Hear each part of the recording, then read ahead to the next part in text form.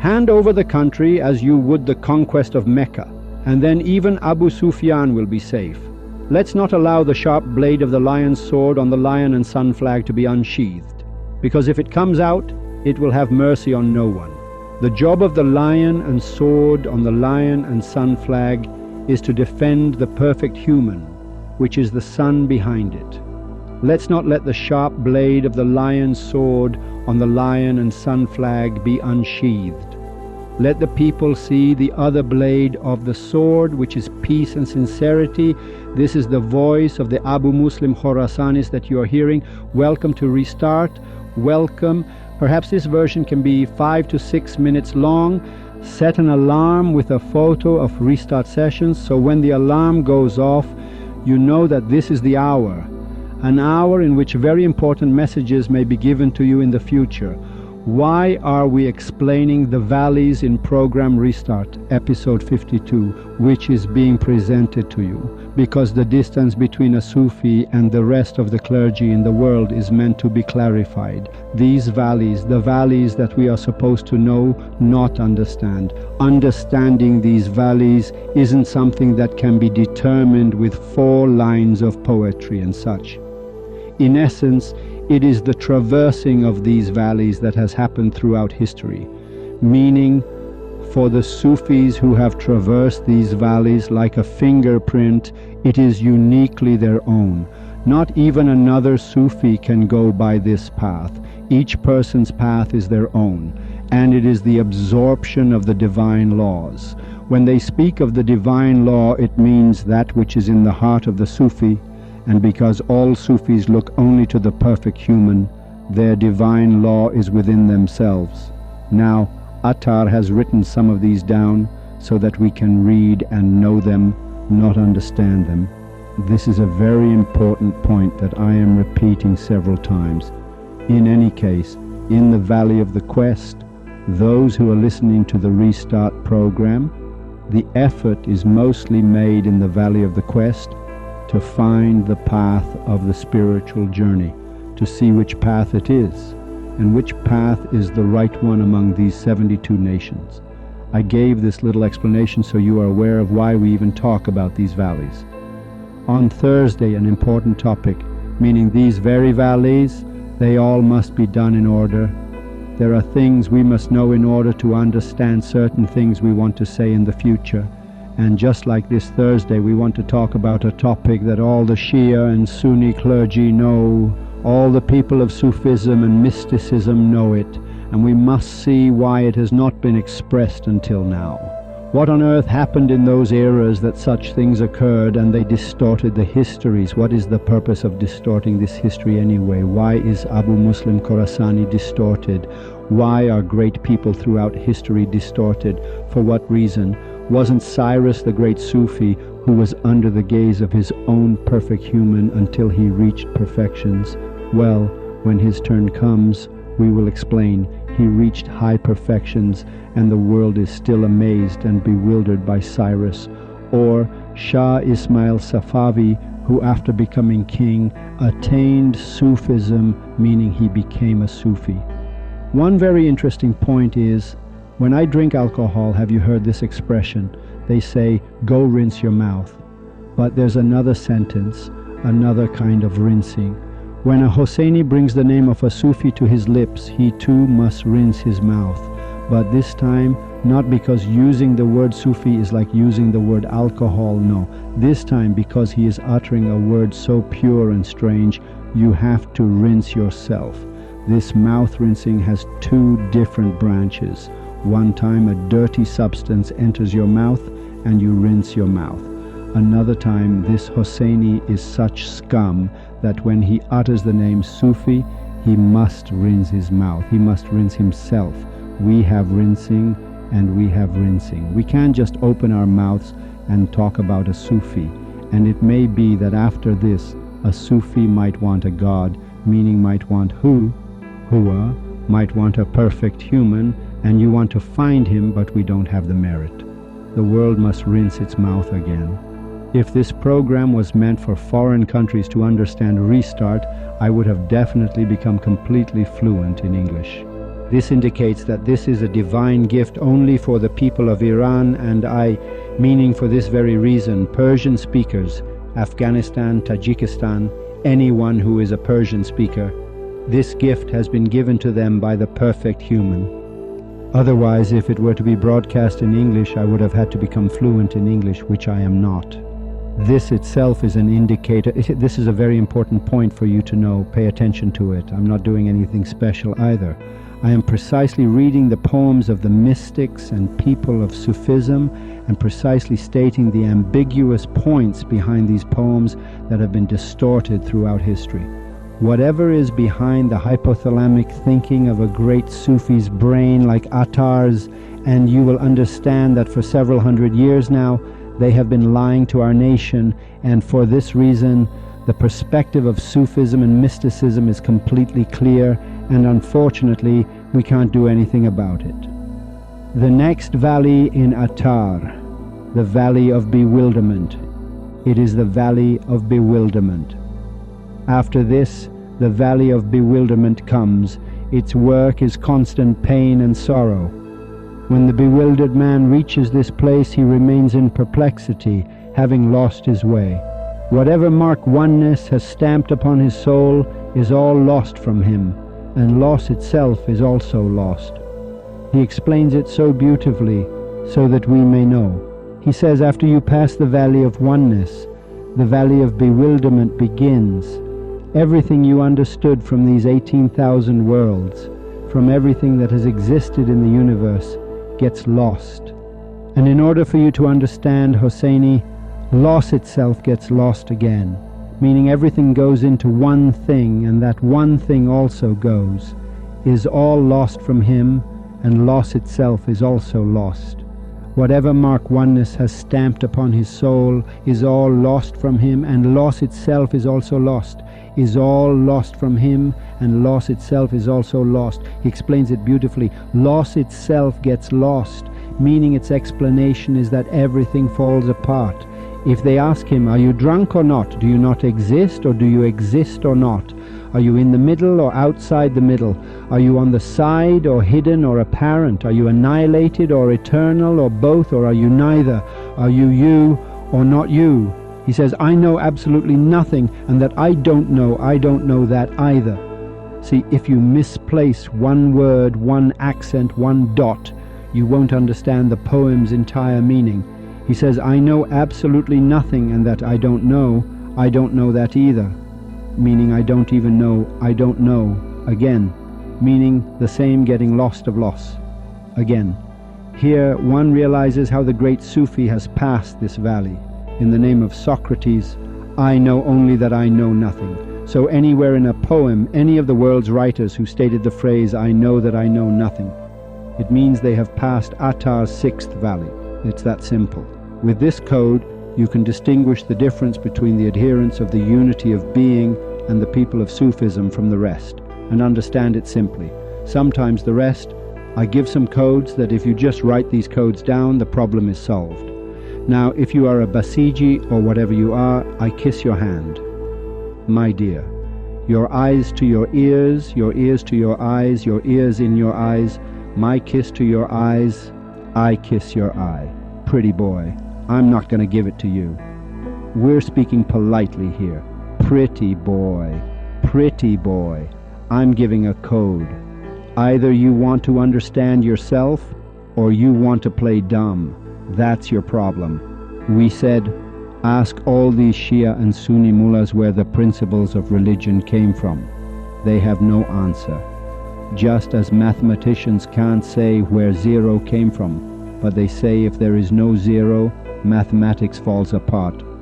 But we don't know who put it there. In the same way, if there are no principles of religion, we no longer have Shia or Sunni. Where do the principles of religion come from? They have no answer. From the first day Restart began, I've said it until now. I gave the answer last week. I said the principles of religion start from Attar's fifth valley. Where does it start? We are all stuck in Valley 1. Thank God. Our understanding, our thoughts, everything. The questions are very simple. You must understand these principles of religion.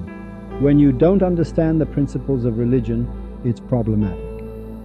Now the second question for the Shia and Sunni clergy. Then you ask, what does it have to do with me? I'm the ignorant one, the foolish one. Listen to my throat, listen. The second question, you go to a cleric, whoever he is, Shia or Sunni, you ask, Sir, are the principles of religion based on research or imitation? His answer is this. If he is a cleric who is connected, he will say the principles of religion are based on research. What does based on research mean? It means you can't just read it from a book anymore. Based on research means you shouldn't go after narrations and ridiculous hadiths that have all been distorted. It's very simple, and it means you have to do your own research. That's it. That's enough, my friend. You have to do your own research, pretty boy. You have to do your own research. Number 3, a religious government is not for money. What does that mean? Does it mean the future government of Iran is Sufism, whether you like it or not? Yes, it's simple. There's nothing they can do. If they could do something, we told MI6 the same thing. Come on, do whatever you want to do. Don't joke around. We are telling you beforehand so you know. Research. We are all being educated together. It's very important. Sufism is not religious. Sufism is not a religious government. That's why it aligns all the youth for collective wisdom. Meaning in Sufism, the government is collective wisdom. What does that mean? It means Turkish, Lori, Kurdish, Northern, Southern languages. 2 units will be added to middle school. Kids who go to school must also learn one of these languages. This is to preserve our languages, to preserve our ethnicities, to preserve our tribes. This is collective wisdom. Now, it has a 2-dimensional aspect in that someone wants to learn Kurdish. Let them learn Kurdish. Someone wants to say, I don't know. Well, it's okay. Let's understand what he's saying. Its poetry is beautiful too. Let's understand. It is Sufism. Sufism is not religious, it is collective wisdom. The collective decides what must be done. The country is based on the path, not based on religious law. The country of Cyrus was a country of the path. What does that mean? It means whoever has whatever religion has it. And whoever insults any religion, we grab them by the collar. The Baha'i temple must be built in the middle of Iran. Who is impure? What? Impure is my mouth and yours. An Iranian is an Iranian, wherever they are in the world. On the great street that I long for and will certainly see, on the avenue of religions, the Baha'i temple must be built there. Impure is the one who thinks he is closer to God. He is the most impure of all. A sip of wine is better than the kingdom of Kavus, better than the throne of Kobad and the dominion of Tus. Every moan a rend makes at dawn is better than the obedience of hypocritical ascetics. Khayam says it. He says rend, Sufi. Rend means Sufi. Rend means the end, something that can't be said.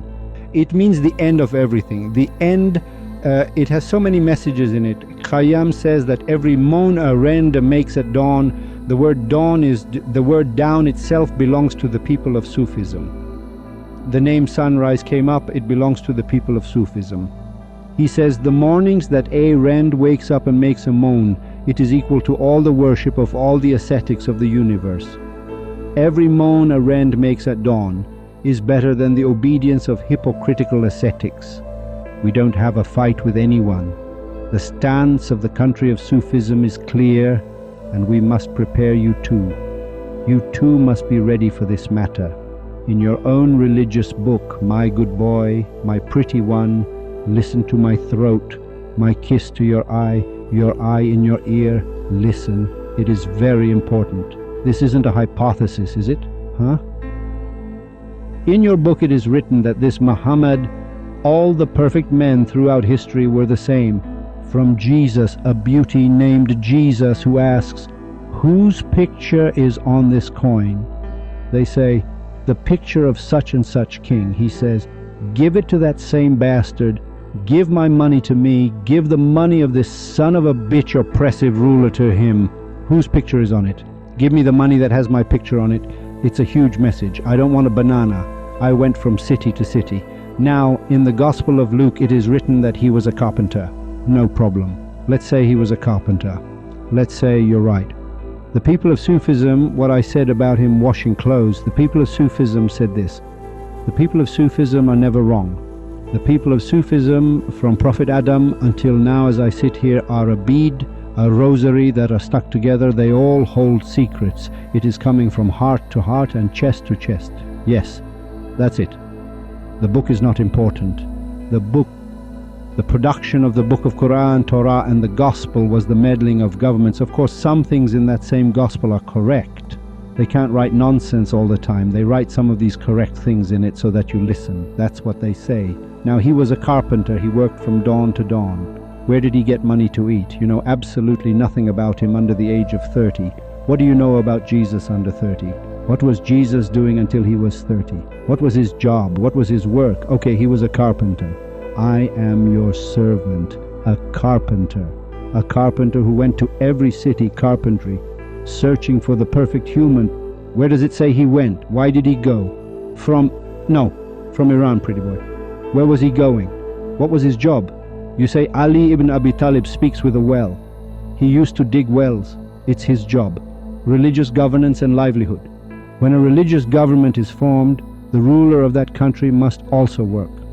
Because you yourself have read in your own Quran, O Muhammad, say I do not ask for a wage for my preaching. So a religious government, it can't. The king, meaning right now you should be seeing the officials of the Islamic Republic of Iran regime working as taxi drivers.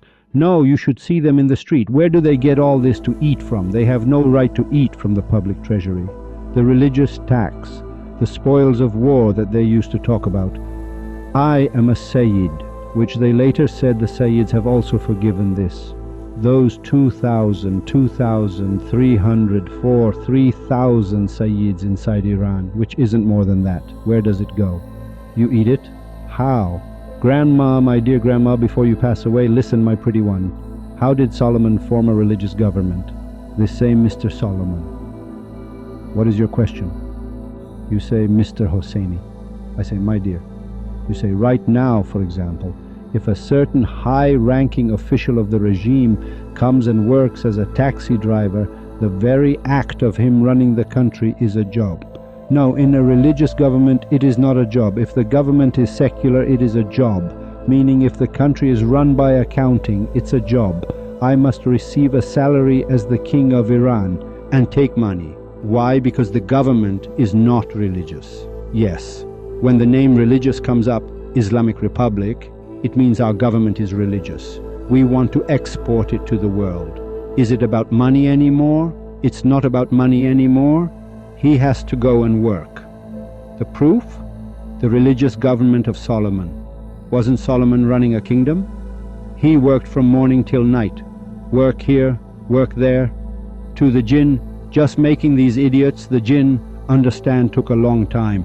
The rest, are we humans all supposed to be stupid? Some of us, no my dear, in the donkey too, in the cow too, all of these. Wasn't there a hoopoe bird? It would sneak away. It liked a girl, another hoopoe, they liked. It would ditch Solomon in a flash, go behind there, kiss them and come back. It would spin around in a flash and come back. No, I saw the Queen of Sheba there and they also, it has a job. That hoopoe wasn't single its whole life, my dear father.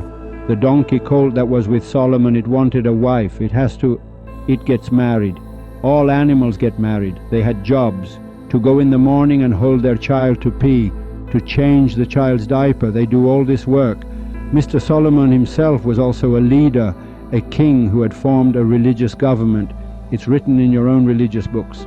Because when the name of a religious government comes up, the officials of that government no longer have the right. Two problems arise. Number one, they must prove they are on God's side, meaning they must say, we are Sufis. We must find out that they are Sufis, meaning they must be under a perfect human. Number two, they can no longer take money because there is no wage for divine preaching. These are all very simple. If your own dear mother, whom I don't understand what she is reading, and you yourself who understand what you are reading, read it and see what has happened in it. If the government is not religious, can't one take money? One can take money. It doesn't matter at all. Right now in America, its president gets a salary, no problem. He took money, he is governing, his job becomes governing. Everyone, he announces, gets on Thursday, he takes an oath From today, I am the President of the United States. Trump says, I am the President of the United States. They say, okay. He says, leave all your other jobs, only this job, as you wish. He must do his job. He doesn't say one word like, in the name of Jesus, let's attack Iran. In the name of Jesus, he doesn't even mention the name of Jesus. Jesus belongs to the people themselves, in the hearts of the people. Religion is personal. No one has the right in the future to ask what your religion is. No child has the right to ask another child what his dad's religion is. Religion means personal. It is inside people themselves. These are very important points that we must know. Like Zoroaster, Zoroaster is the same as Abraham. Their stations are seen in the valleys. Otherwise we can know, I say again, not understand. We can't understand, but we can know that Mr. Zoroaster, they are about to throw him from a catapult into the fire, from the perfect human, a being, now they say Gabriel, it doesn't matter, appears. He says, you are a very good person. Do you have a request, an order, a command? I will obey. Zoroaster's answer is very important. Zoroaster was a very proud person. In the valleys, he was among the rare examples of pride. He turns to Gabriel and says, that pretty one, the perfect human, that pretty one of ours knows that I am falling into the fire, right? Yes. He said, then why did he send you? I'm not taking help from you, my dear. Our face is turned only to him, to no one else. Please leave.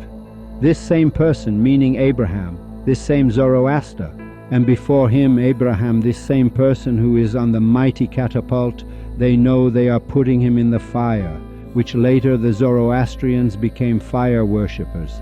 Not that they became fire worshippers, no. Because the fire did not kill him, it became cherished in the world. Only Zoroastrians are this way about fire.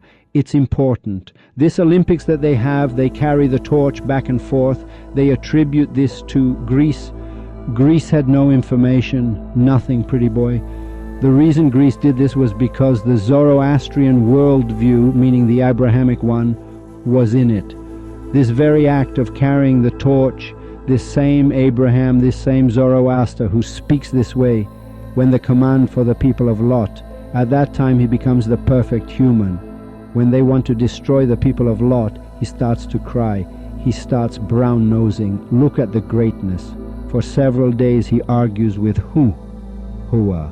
Let's forgive them. Maybe it's a mistake. Maybe it's a sin. Maybe they did something. Maybe something. Why should? Then why did you create them? Why did you create them just to kill them now? This potter of the age, as Khayam says, why do you smash it on the ground? You keep making a pot, then you smash it on the ground and break it. Then what's the point of this? Maybe there was a fool among them, maybe they ate dirt, maybe they were something. He argues so much that the command comes, sir, don't argue anymore. They are finished. It's the command, because you have to get permission from the perfect human. An earthquake comes, you have to get permission from him. Does an earthquake just happen out of the blue? Does a calamity just happen out of the blue? Nothing comes until he wants it. Nothing comes. In short, the points that are in this will become clear in the valleys, so that we know in what path they have moved. If they ask him, are you drunk or not? Do you not exist, or do you exist or not? Are you in the middle or outside the middle? Are you on the side or hidden or apparent? Are you annihilated or eternal or both? Or are you neither? Are you or not you? He says, I know absolutely nothing, and that I don't know that either. I am a lover, but I don't know of whom. I am not a Muslim nor an infidel, so what am I? Go to the Valley of Bewilderment. Its name is also the Valley of Bewilderment. It's obvious. I am a lover. He just says, I am a lover. This celestial sphere in which we are bewildered, we know it to be a lantern of imagination. The sun is the candle holder and the world is the lantern. We are like the figures that are bewildered within it. Khayyam says it. Khayyam, this great Sufi, Khayyam. Now his scientific and mathematical genius has destroyed the world. He explains the Valley of Bewilderment beautifully. He says, I am a lover. A lover doesn't understand Muslim and infidel. When a lover falls in love, if they have passed the valley of love very well, it doesn't matter at all who that person is, who they themselves are, what that person is. Love makes a person blind. That's the whole point, that love is a vine that exists in Iran too. If you go to Tehran, it's there, it wraps around the pine tree, it dries it out. That is love. That is love. It wraps, it kills, it doesn't let go. I am a lover, but I don't know of whom. Now the interesting thing is, he has fallen in love but doesn't know with whom. It's very difficult. You fall in love, you know who you are in love with. For example, imagine someone is delivering curtains to your house, your dad is crying, or maybe your brother. What happened? I fell in love. In love with whom? I don't know. You would laugh, right? You see, it's funny, he's saying, I'm in love with my cousin, or I'm in love with my other cousin, or I'm in love with that girl. I'm in love with cello kebab kobida. I'm in love with the television. I'm in love with money. I'm in love with status. I'm in love with my position. In love with what? I don't know. It's very bad when you don't know who you're in love with. No, I don't know. See what a bewildering valley it is. That he is in love, he cries, he has become thin, he doesn't eat, he screams, he shouts, he doesn't understand, he doesn't know, he is suspended in midair. They ask him, why are you crying? He hits himself. They say, he's in love. They say, in love with whom? They say, I don't know, it's very amusing. The first question of the person opposite him is, sir, we want to help you. But the concept of help also disappears here. No one can help anyone in this valley. This is the meaning. This is it. Attar says it. He says, a person can help another when we know what they want. Mr. So-and-so, yes, I want a house. We understand he wants a house, we help give him a house. Sir, I want this girl. We try. Mom and Dad also go to propose, we do something about it. Sir, I want a car, it's clear. Sir, I want to become president, it's clear. Sir, I want plutonium, it's clear. I want a cow, it's clear. The worst, kids. I have to explain the valley so we understand. Children at the age when they are born, meaning from 7 months old until 5 or 6 months after being born, they traverse all these valleys very quickly. The baby cries, it doesn't know what it wants. The interesting thing is, it itself doesn't know what it wants. It is in love, but doesn't know what it wants. Sometimes even the mother's breast is of no use to it. It loves its mom, it is there, it doesn't know what it wants. Where was it in love? In a valley in the mother's womb. It saw something, now it has come out, it doesn't understand, it doesn't know. There in one place, something in the mother's womb was making a sound, it was turning and it was enjoying itself with it. It's a harmony of 5 million sounds have been added. The baby is confused. Why? Because in another valley, at 7 months, the baby slowly starts to journey in these valleys. All of it happens in the body. All these valleys must definitely happen for it to happen in the soul. It comes out, it cries. What does it want? It doesn't know. Sometimes we understand. It puts its mother's breast in its mouth, drinks milk, becomes quiet. We understand. But sometimes even the mother doesn't understand what it wants. It drives a person crazy. I am a lover, but I don't know of whom. I am not a Muslim nor an infidel, so what am I? But of my love I have no awareness. I have a heart both full of love and empty. Let me read the line again and come back.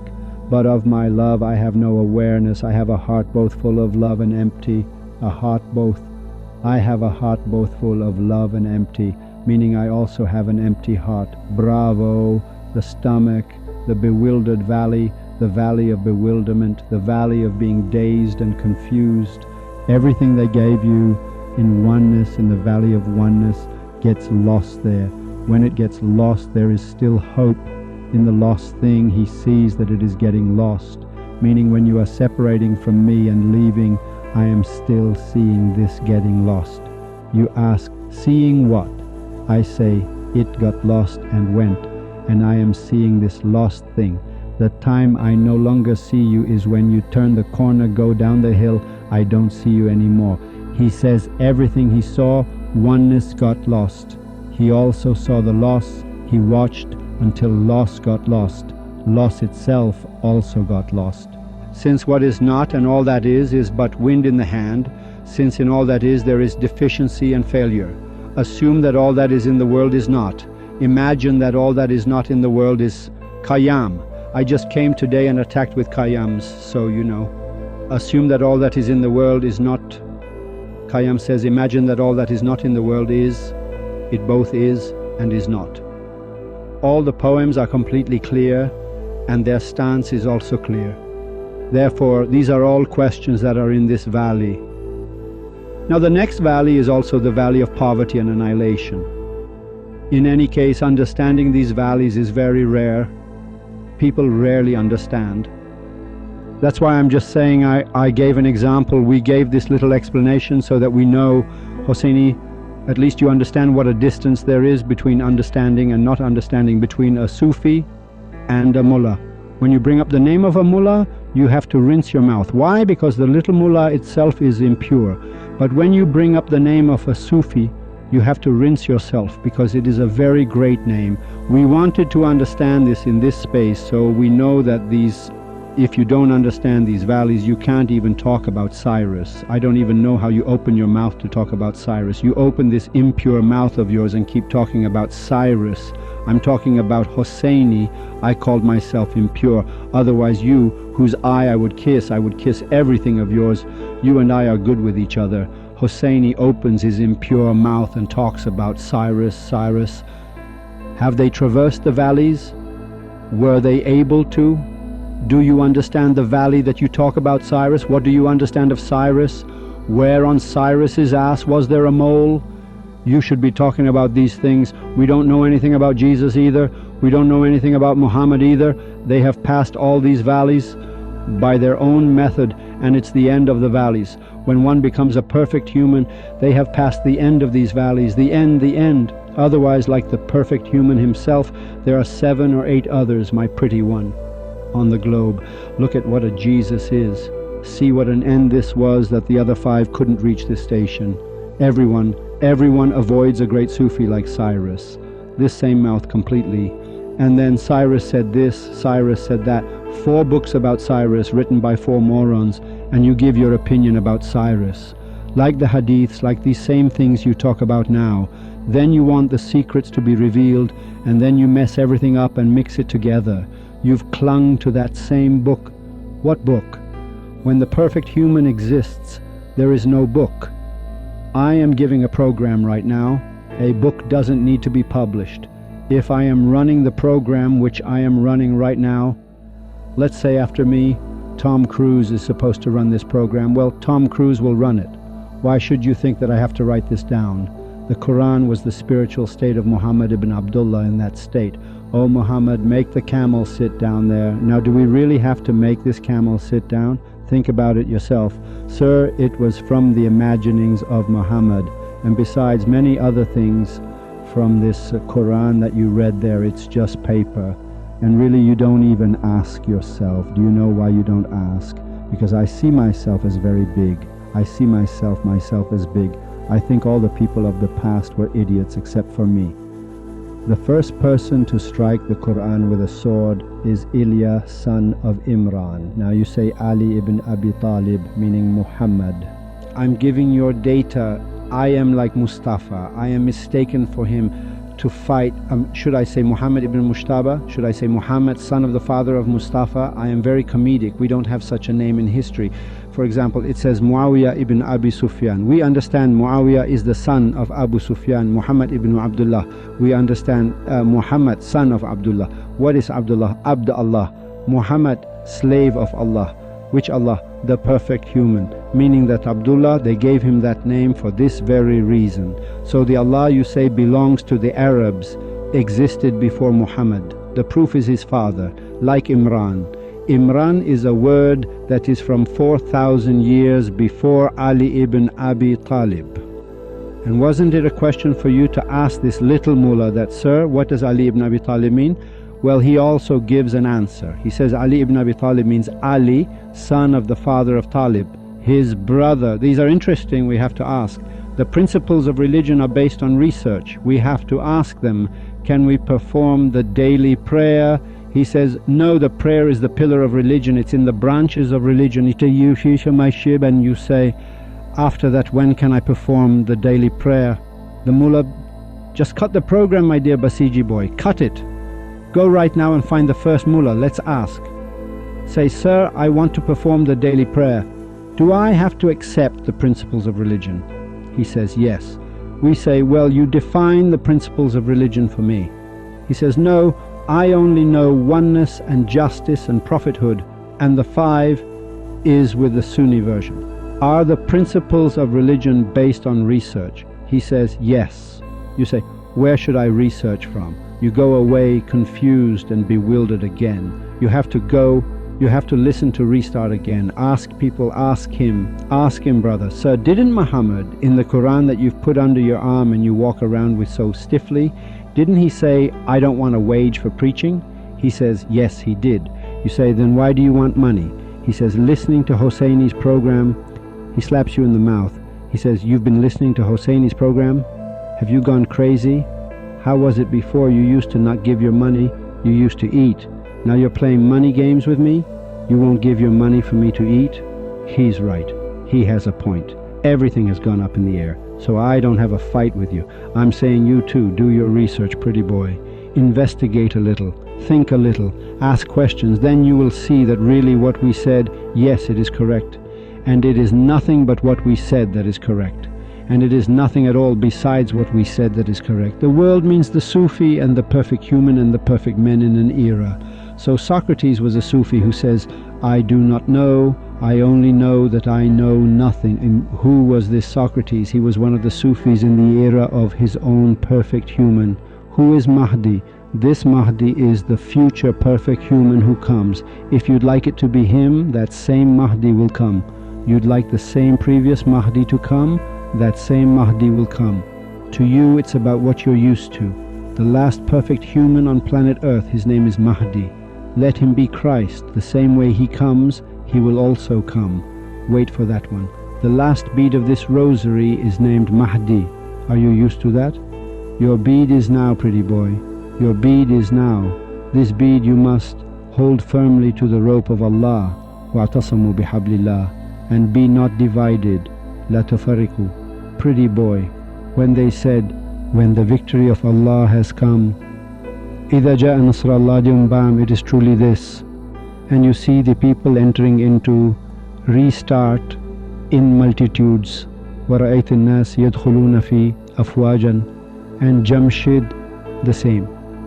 And let's wait for these scenes.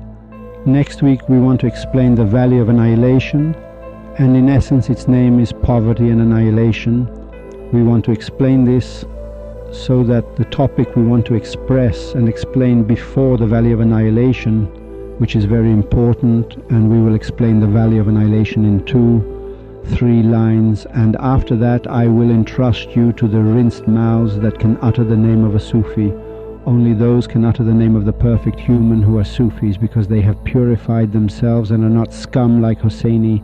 I entrust you to the tongue, to the lip, to the tooth, to the mouth of the Sufis, that if they utter the name of the perfect human, they understand. I don't know. I entrust you to him, to the teeth and lips, to the beautiful mesmerizing eyes, to the very lovely eyebrows that we don't know if they are joined or separate. I entrust you to my beautiful Sufis. Farewell.